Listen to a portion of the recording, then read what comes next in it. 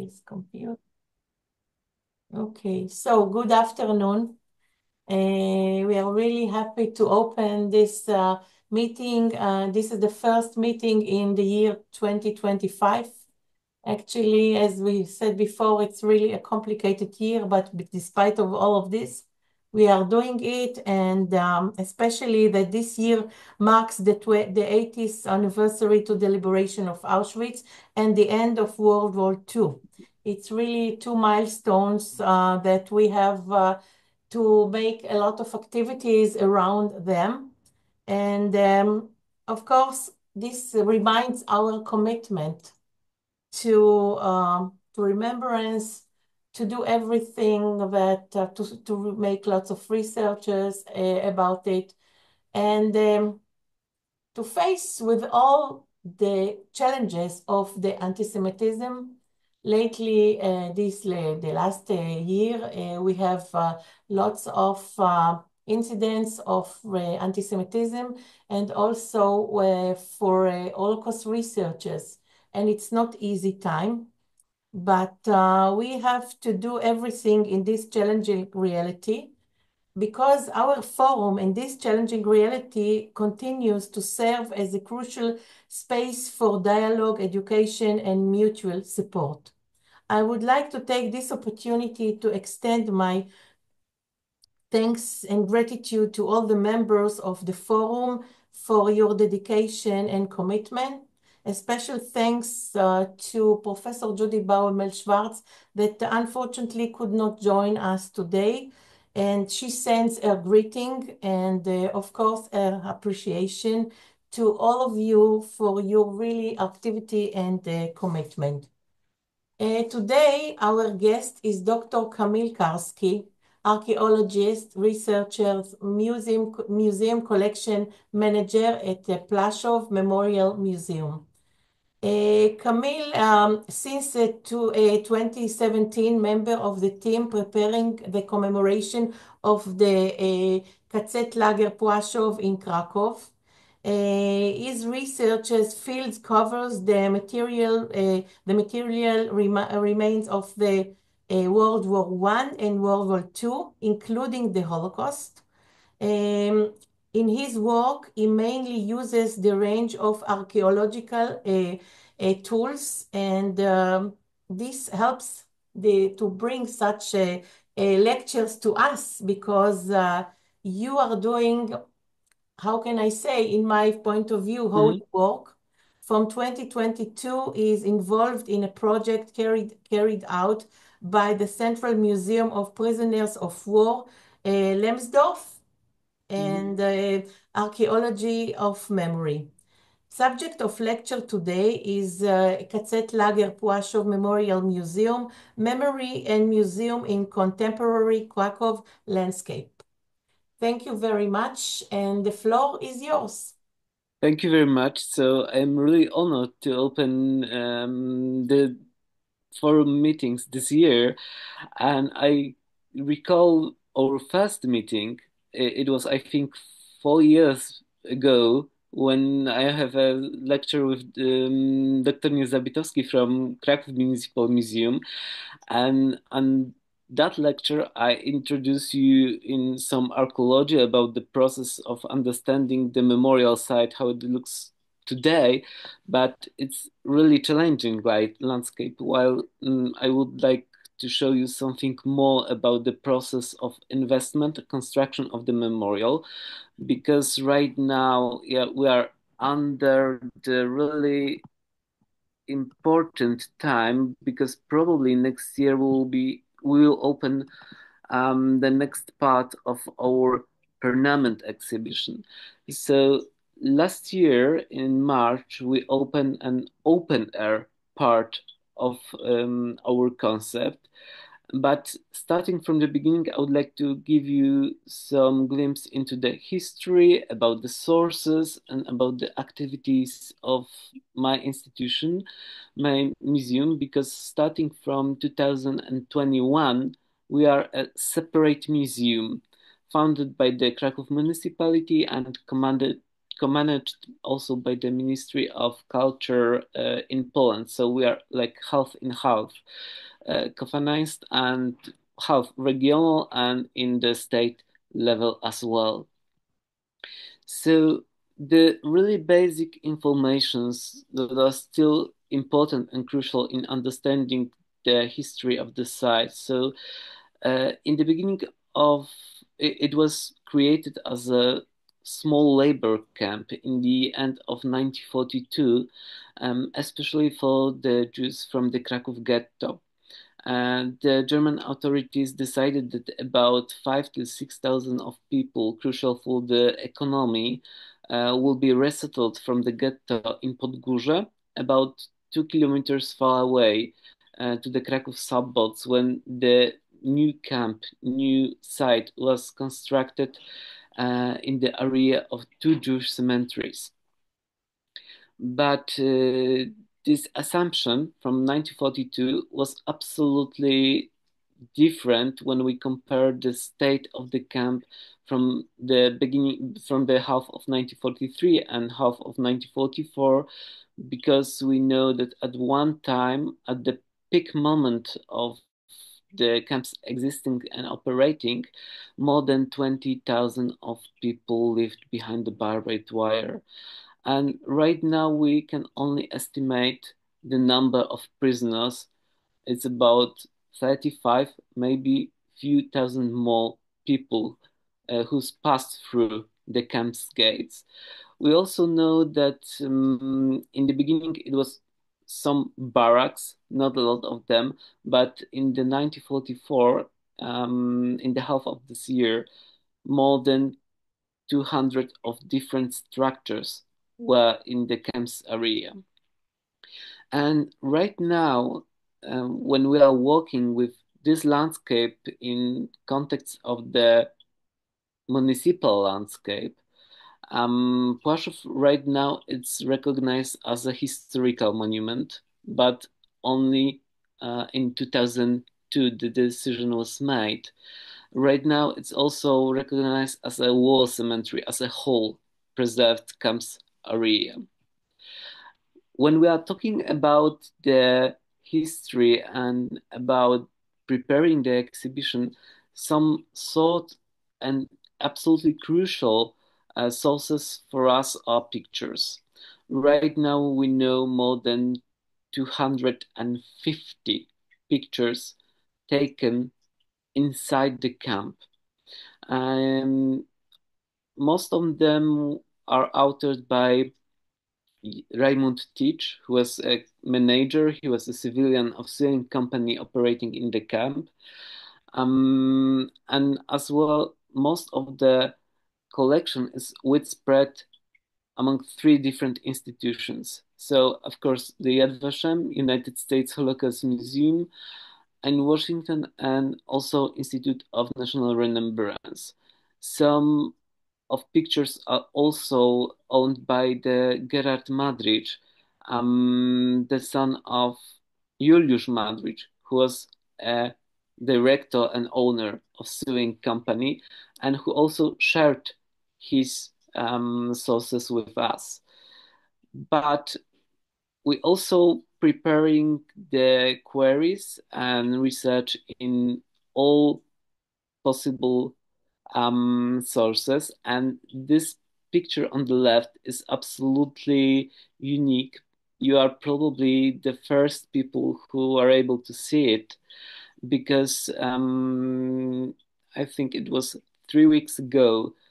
We bought it from the Krakow antiquarian. It's a German picture taken in 1941, and it represents a grey house, the building that is still preserved and will be incorporated in our plan for commemoration, as well as the funeral parlor, so the Beit Tahara of the new Jewish cemetery that was demolished in the mid of 1944 during the construction of railways into the camp.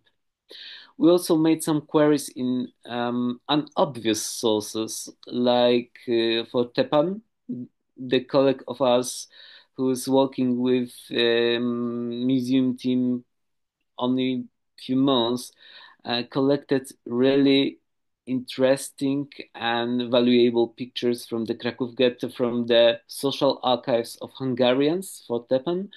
And as of course, we are working with some institution called the Karta Foundation, which collects all information, testimonies, sources regarding to the 20th century in Poland.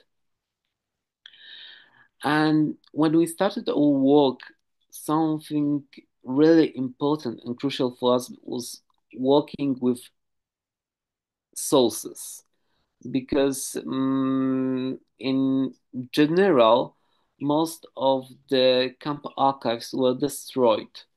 And when we start our work in 2016, many people think that we are um, sentenced to the failure somehow, because nothing more couldn't be found.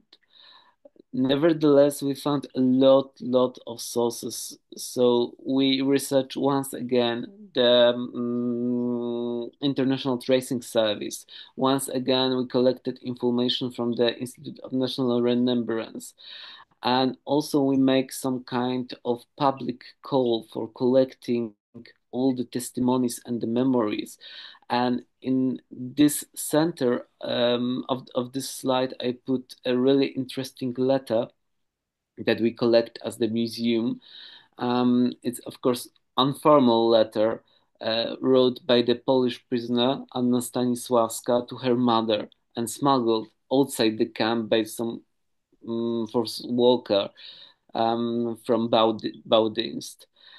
And of course, any different sources are really important, like this small note from the diary of Abraham Bosak. Right now, this note is collected by the Yad Vashem Institute, but we also use these sources as really important to creating or recreating. Mother? Sorry. Something from mother?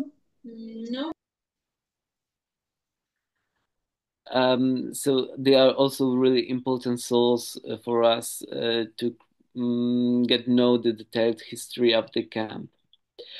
And last year we also published a book, which is a combination of the testimonies. And as in tradition, the colleague of mine, Anita, who was responsible for preparing this book, chose the quotation from Ada Abrahamer diary. Ada Abrahamer wrote this when she was in Krakow ghetto, then at Schindler's factory, few days at mine camp in Plaszow, and then to the other camps. And somehow it's really important to stress that people who survived are also the sources of their observation and their experience of the Second World War. When we compare this quotation with this picture taken in 1948, it's hard to believe that this girl put these words in her little book only 3 years before this picture was made. As a result, we published this book. Um, Unfortunately, right now it's only in Polish, but I hope this year, on in the beginning of the 2026, it will be also published in English. We are working on the translation, but the title is really important. It's also a piece of testimony, and so the cemetery of living and dead people, the K.L. Plaszow in the testimonies of the prisoners. So what is really important, our notes and our texts are only in the beginning and only in the end, while whole book is focused only about the testimonies. Mm, when I started to describe how we are working with the documents and archival sources, I also stressed this picture. from the collection of the Institute of National Remembrance. That that's the campscape in 1947, when we were trying to explore the Plaszow history step by step, year by year. I have to stress that the camp was liquidated in the end of 1944. The camp was never liberated, and all documents were intentionally destroyed by the German authorities of the camp, and probably in 1945 also by the Red Army. So in this picture, we are able to see the remnants of some books, probably from the library that was in the camp, where the Jewish books, also the religious one, was stored for whole time until the beginning of 1945. When we started our walk in 2016, the camp's area looks more or less like a park. It was covered with green bushes and a lot of trees with beautiful landscape. And many can say that it was somehow innocent because this area is surrounded by the blocks of flats, a lot of residential areas, some shops and restaurants. But if we compare this landscape with the historical view, we can see the contrast between the history and the presence. And probably that's the most important difference between memorial site here and other memorials in Poland, in the areas of the former camps. So we also use the aerial pictures right now, and that's the merge view for the 1944 and the presence. All the strips are on their place, and as you can see, the camps and the places where the barracks are visible are right now mostly as a natural landscape. And when we met first time in 2021, we are on the beginning stage of the functioning of our new museum, but it didn't mean that we didn't do anything before, because the decision about the creating the memorial there were, was taken in 2006 when the Krakow municipality arranged the design contest for the architecture of the future memorial. But actually, nothing happens for the next 10 years. And we started our work in 2016 with 10-year-old project. What is really important here, this project was prepared without any involvement of people working for the museums, for the scenery of commemoration and the frameworks for the commemoration. We changed the state in 2016 by preparing a framework for our commemoration. And for the next years, we create then updates of the project. The first one was in 2018, and the next one in 2021. Somehow I erased it. But what is really important, the core and knowledge for the exhibition was really important.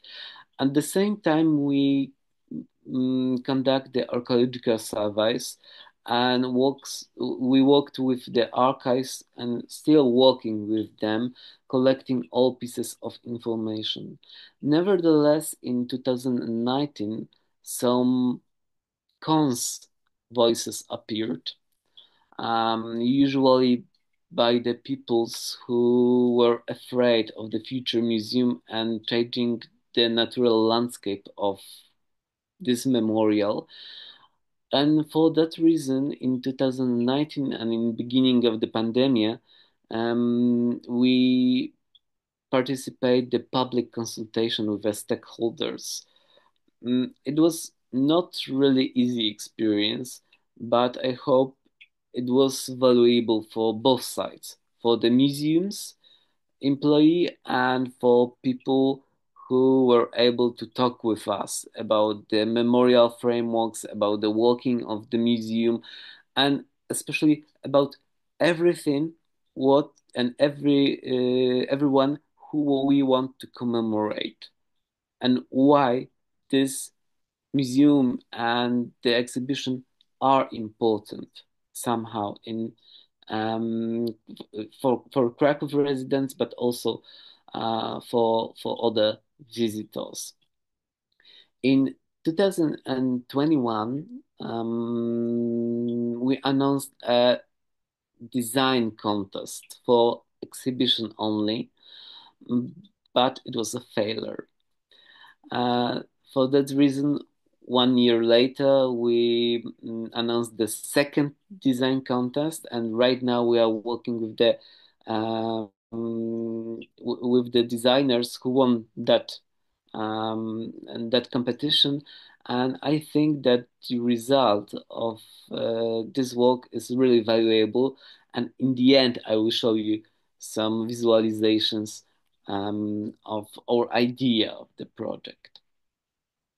In 2017 and 19, yeah, the excavations are the really breaking point for the history, because when we started our work, we don't have any material evidence about the camp.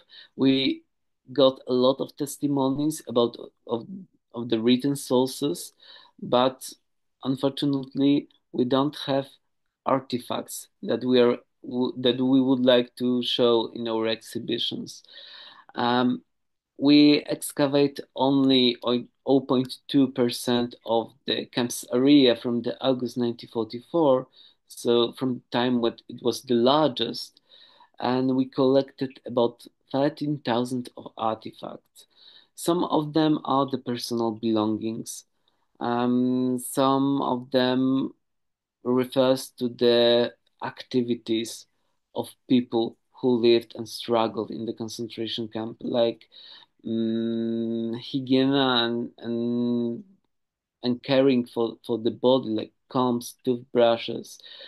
Um, Unfortunately, we don't have any artifact that we can create a link with a person.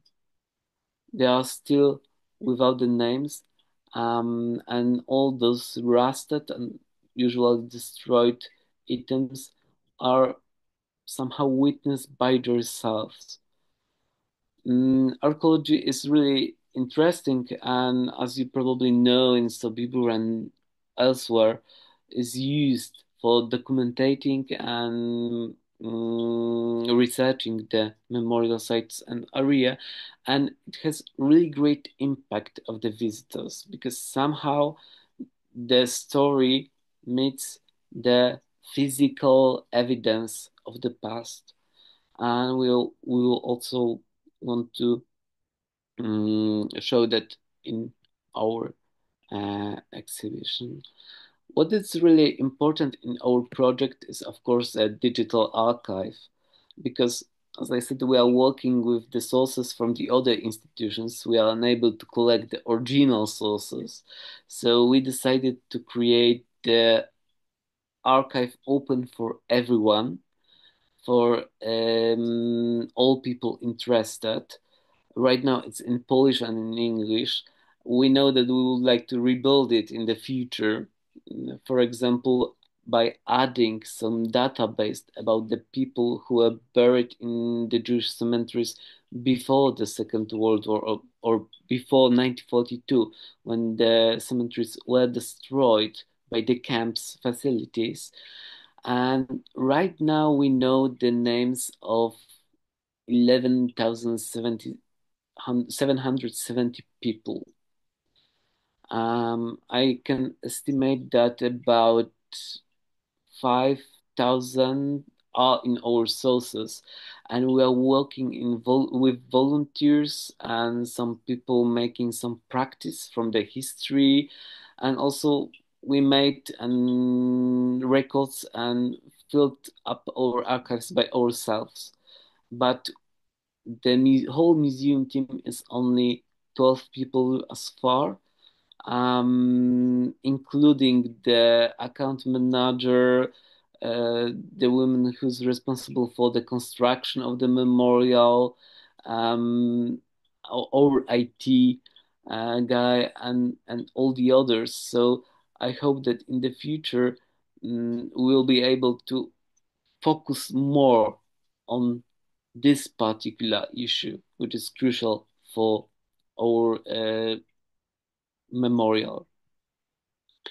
And what is really important and interesting in our exhibition, so when we create the framework, we decided that the exhibition will be divided in four main parts. The memorial site, which is right now about the 50% of the campus area and preserved as a green area. We treat it as a witness with minimal additions or some informations that are absolutely needed for understanding the space. Then we've got the Grey House, which is right now the only building that preserved in the memorial site, and it's managed by the museum. Because some of you could hear about the commander's house. Right now, it's not a part of the project, it's a private property. That's the decision that municipality take several years ago. And I also stress that working with this site is somehow enough, because we've got about 40 hectares to create the protection of them, and we should stress the fate of the prisoners, their existence in the camp. But if we are talking about the history, most of people know the Amun-Get, so the main commander, and focus on him, which is somehow unbalanced in this history. Then we've got the permanent exhibition in our future building, which is right now under the construction, and it's outside the historical area. So we are able to walk freely there, without any scare of interrupting any historical layers of the site. And then we've got some extra project called Sound Monument, and it's hard to express, but in a few words, that will be some kind of music matrix, noise matrix, available on the earphones, combining different sounds and noises, starting from the seismic sounds collected in the memorial site, and also music inspired by the historical sources. It will be not some kind of reconstruction, and moreover, it will be really linked with the place. So if some visitor would like to land a sound monument, he or she needs to collect special earphones, and depending on the way of the movement, the time, and the place, the sound, the footage would be absolutely different. This project is right now ongoing, so I would I would I would say that it will be available probably in 2027, or maybe a little bit later. So just after the opening of the whole commemoration infrastructure. And if we compare the plan of the camp from 1944 with the present day memorial, we can see that this green area is right now managed by the museum and protected as a historical monument, while the red one is red line overline the whole historical area, which is right now overbuilt with the blocks of flats. So as you can see, many people lived in the place of historical camp, and probably the knowledge about the past before 2017 or earlier was somehow not common among those people. And probably that was the reason of the hard talks during the public consultations with them. Nevertheless, I am able to see the change about the humans and residents' attitudes to this memorial. And the situation is right now far better than it was a few years ago. Uh, if we compare this area in this diagram, the black figures note the buildings. On the right hand, there is a grey house, which is quite natural way of starting the visit after the visiting the ghetto area and Schindler's factory, for example. But our memorial center will be on the other side because we would like to prepare the infrastructure like a car park and reception center for people visiting the memorial. Uh, and it was absolutely not possible from the side of the Grey House. I also noted this grayish area, which are the area of the cemeteries, and also the red circles, because the present landscape of the Plaszow is right now marked by the three places of mass executions, which are recognized and treated by us as mass graves. And in the future, we would like to stress it really, really, really hard and probably mark them more than they are right now. And when we started our work, we believed that creating or marking the borders are somehow important. As a result of the public consultations, the area of the memorial site is unfenced. Uh, so we are unable to protect it 24/7. Um, but I think that the open character of this area is also the great advantage of this site.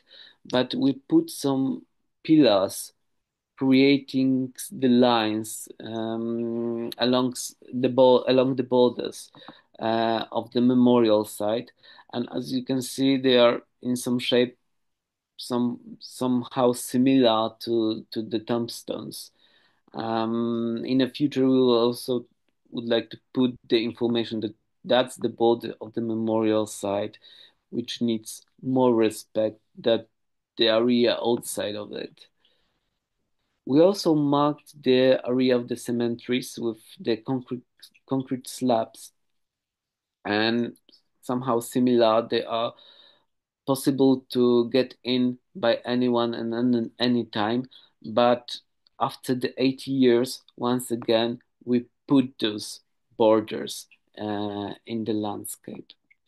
And when we are thinking about the area, we also put overline of the roll call area. In 2016, this square on the upper right hand was full covered with yellow pebbles. But the nature of the landscape is somehow invasive. and we knew that we will be unable to keep this state. So for that reason, we put only the contour of the roll call, with some information, of course. And the exhibition, the open air part of it. Um, so as you can see on this picture, the area is huge, and you can easily get lost by yourself in it. So for that reason, we put different sorts of markers and information in the memorial site. Our main and basis information is a poster with the historical information, and the information and the pieces of testimony with some archival picture. Um, for anyone who is not able to find him or herself in this area, usually we put the picture and the information of the place when the historical piece of camp was there. Um, and that's our first level of narration. Then we've got something that I call the um, some points, some markers. It's concrete cubes with really simple information about the name of the building, like a barrack or the bath in this case, and the number, which is a reference to the archival plan of the camp that you were able to see in previous slide. Of course, there are some exceptions because the first poster presents the historical aerial picture. The really short information about the camp's history and really short information about the uh, exhibition idea. And also, we put some kind of panorama, which is a combination of 6 pictures, and that solution is applied usually in some natural parks or national reserves, but you can compare the historical view with everything which is just behind the plaque, and probably that I think that Gil said that when we met a few weeks ago, that that's the best place, the best spot for explaining people on what they are actually looking at. They are looking on the green area, but with the history just beneath. That look more or less like that. And the next level, so some of the points we put these cubes usually with the place with where some facilities, remnants, and foundations are, uh, and they are really easily to find without any notes or any hints. Something which is really, I think, the beautiful in recognizing by the people and the visitors, we put a small cube in the place where the barrack for children was.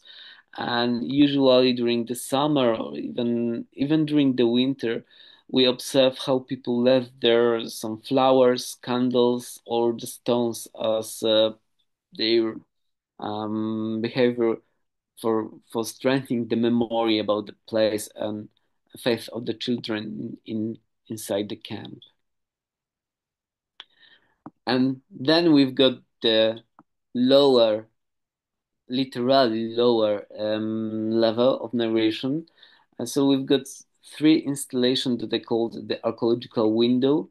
So after the excavations, we are able to make a decision, to take the decision what we would like to show people in a huge concrete frames just beneath the glass, and we decided that we would like to present the path, which was paved by the pieces of Jewish gravestones, the pieces of them, the remnants of some buildings, and it's really interesting to observe people reaction on it because this frame is actually in the middle of green area without any monuments, without any facilities of the memorial, just in the open lawn.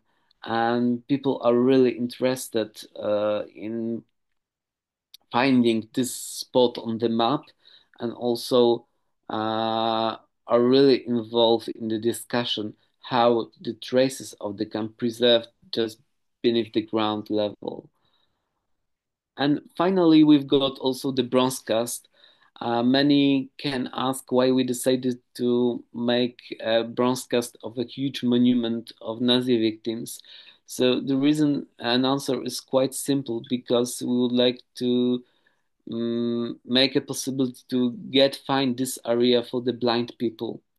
But probably for the narration, for the guides, and for the most of the majority of the visitors, two casts of the camp are the most important, and one is standing right now next to the Grey House, and the next one is on the other side of the memorial site when the exit from the our new building is planned.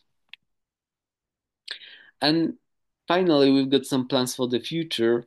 Probably in the end of the next year, in the end of this year, or in the beginning of the next year, we'll start the conservation of the Grey House. And we would like to keep all the historic traces of this building on its site.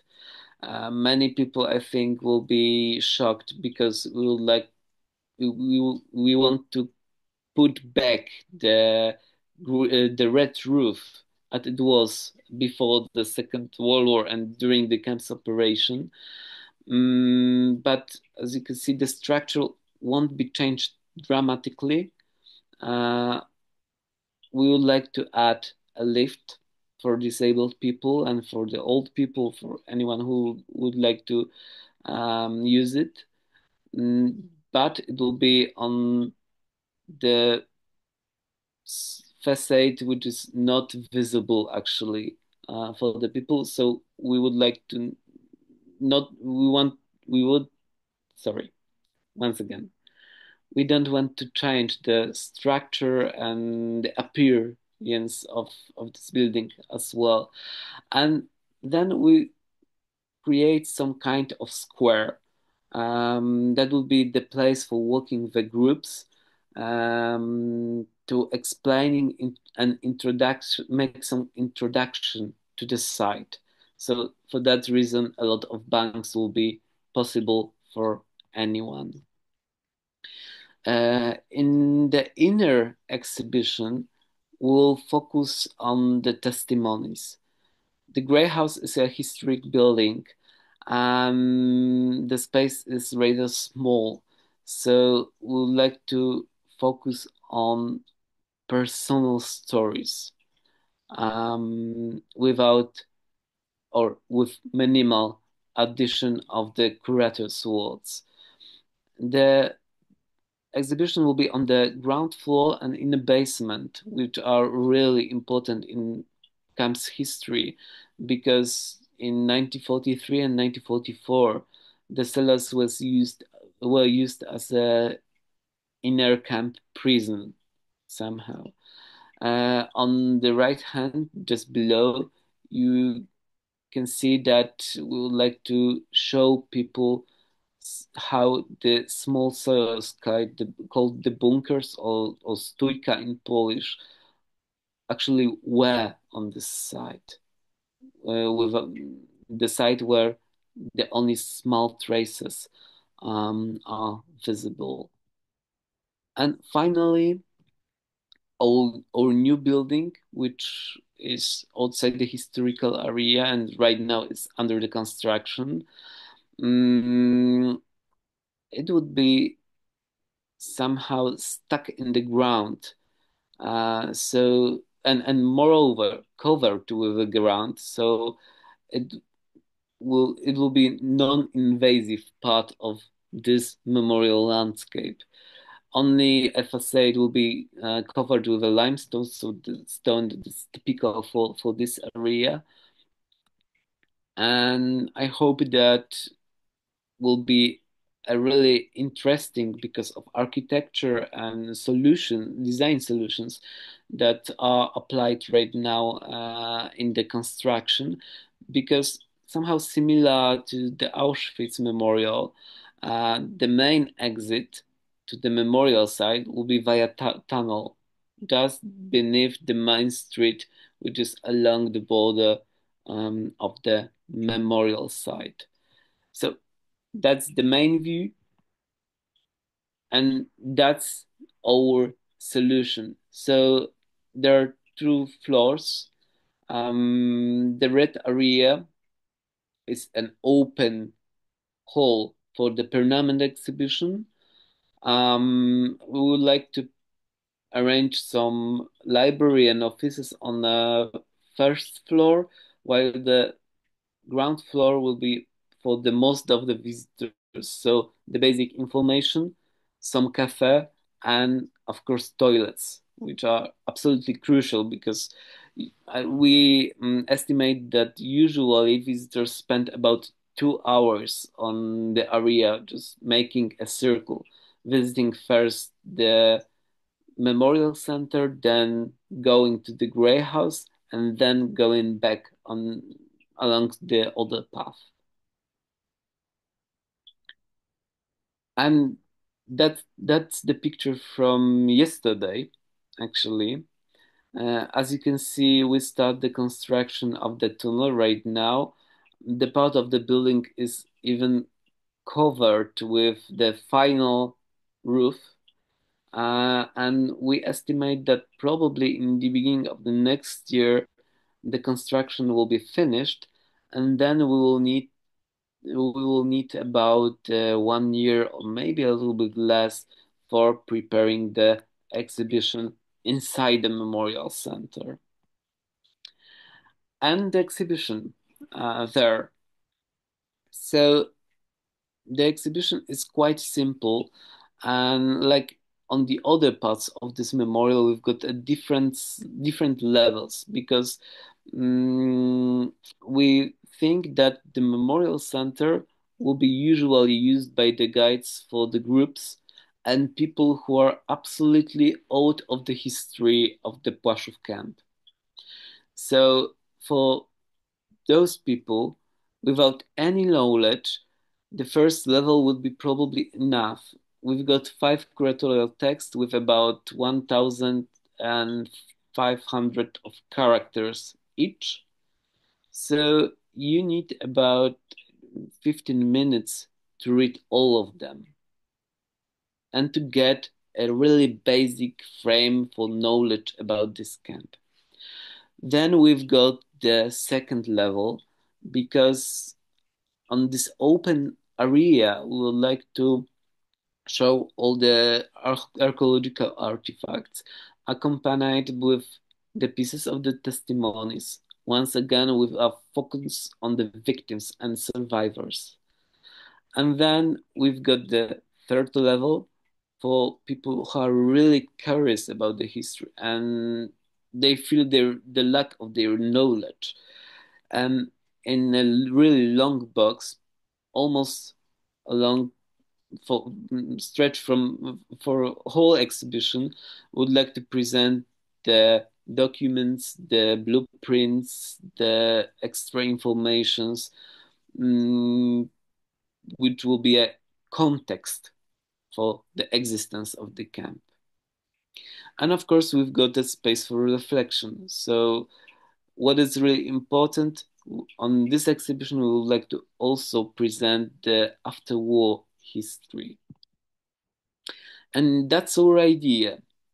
the exhibition is rather simple. Uh, like the other parts, it will be available in three languages, so the Polish, English, and in Hebrew. And we would like to encourage the guides to work with some artifacts, to work with the human stories, not only with this main wall with a basic text, to get know some link between the visitors and the history. And I think I'm finished 5 minutes after my time, I think. I hope that I will be able to answer all your questions if you Yeah. have some. Um, and Thank you. Thank you so much for a very interesting lecture and important and meaningful. Yes, the floor is for the audience. Maybe people want to ask some questions. Please, the floor is yours. What is the expected time to open the museum? 2027. 27. Yeah, we'll finish the construction this year or in the beginning of the next year for the Memorial Center. At the same time, we'll start the work on the main part of the exhibition on the Memorial Center and the conservation and rebuilding of the Grey House with the exhibition, which is really simple. So we need about I don't know 18 months, maybe more, to open the complete memorial site. Mhm. Thank you. Um, please, questions, comments. Uh, Gil, probably you. Yes. Okay, I will be the first to comment. Hi, Kamil. Hello. Uh, just to let you know that I spent, I think, in the last year 6 hours with Kamil twice in this memorial site. In January, we spent 3.5 hours going stone by stone, Wow. listen to the great knowledge that Kamil has, and Kamil is the representative of the museum, but they are doing a great job.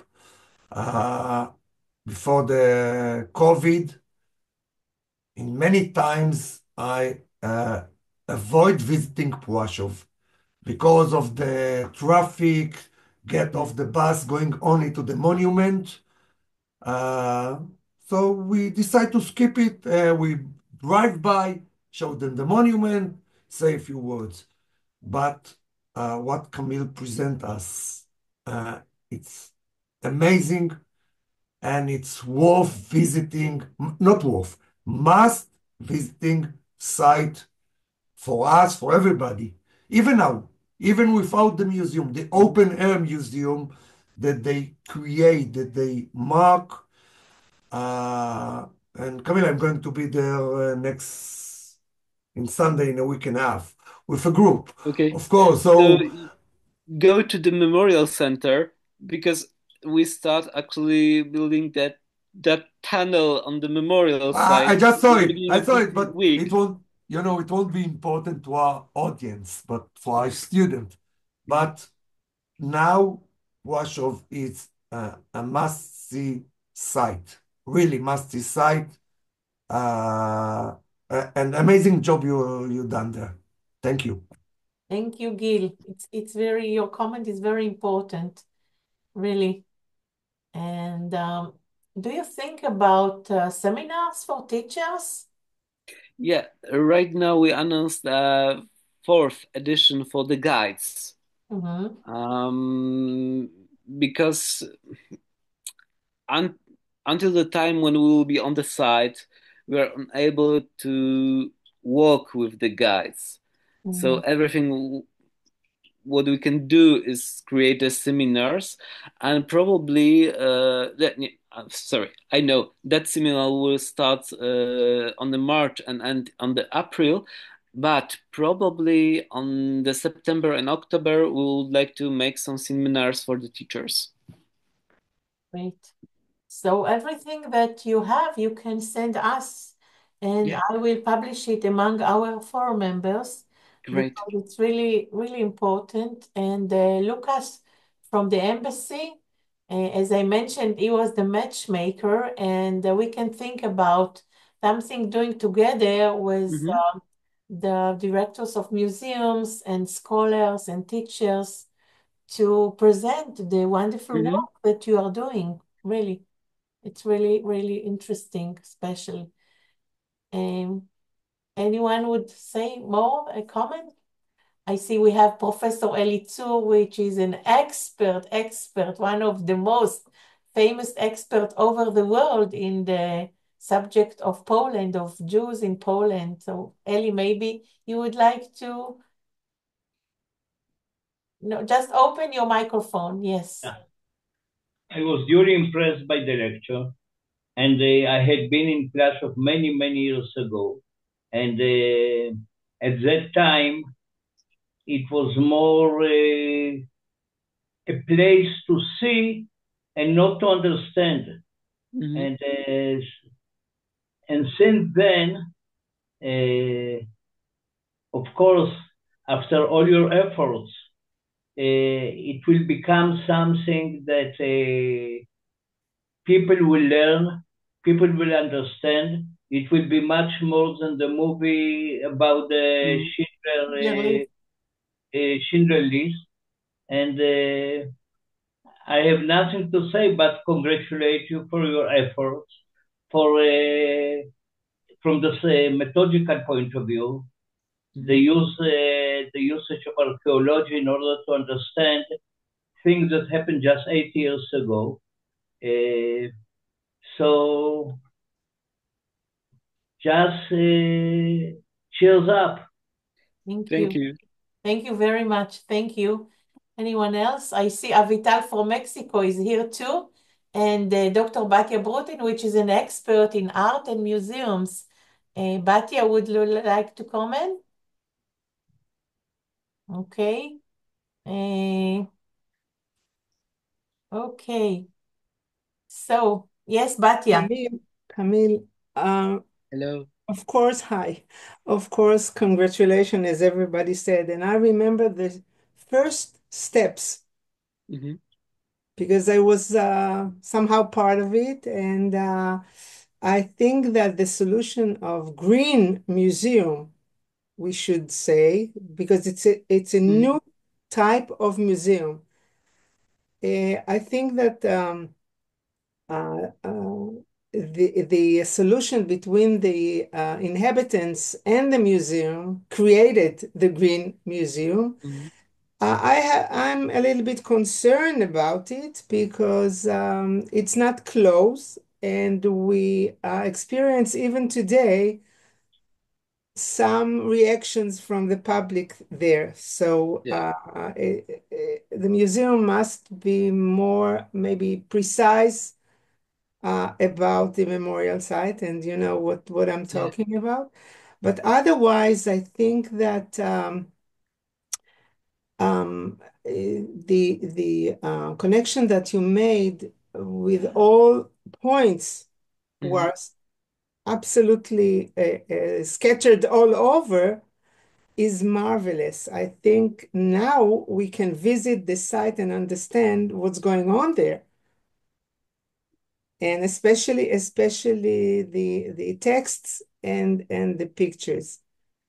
And this is a museum that you have to have a guide to make the connection between what you are seeing right now, which is almost nothing, and Mm-hmm. what's Yeah. happening in the past. And this is the main or the important thing of this museum. Mm-hmm. That's why it's totally different from other sites in Mm-hmm. Poland. And it's a very, very unique one, really. Yeah, Thank thank you you. very much, Batya, for your insights. They're really interesting to hear from an expert. Yes. But when I add something to Batya, As always, no, not always, but the things that, and I'm going to quit my job after what I'm going to say, that what the museum put there in the stone, with the models, with everything, you can go there without a guide. Of course, it's not the same. Of course, when you go there, you can't hear the stories of the victims, story of the prisoners, story of what happened there. But a private visitor, someone who just got into the site, can now understand what happened there very good. But of course, going there without a guide, it's not the same. you need a mediator, any Yeah, kind of. yeah, yeah. It should be a guide or Audio guide. Yeah. Audio. something. Yeah, yeah, definitely. Otherwise, it's like a beautiful, beautiful area, green area. Hmm. You have to have a meditator, something to connect. Like in every other place, yes, of course. But I tell you right now, if you don't know anything and you have the basic information about the site, you can go there, read, uh, see photos, see models. Of course, it's not with as it moderator or guide with you. It's an abstract museum. Yeah. That's why you need to mediate in some way, in a very creative one, not to destroy the experience of the Yeah. museum, because the experience of the museum is very unique, right? Hmm. But you need to mediate somehow. Thank you. So we must visit there. So if you organize some seminar for our forum, we will be happy to come and to visit and to learn from you and to visit the place. So Please feel congratulations. invited anytime. Thank you.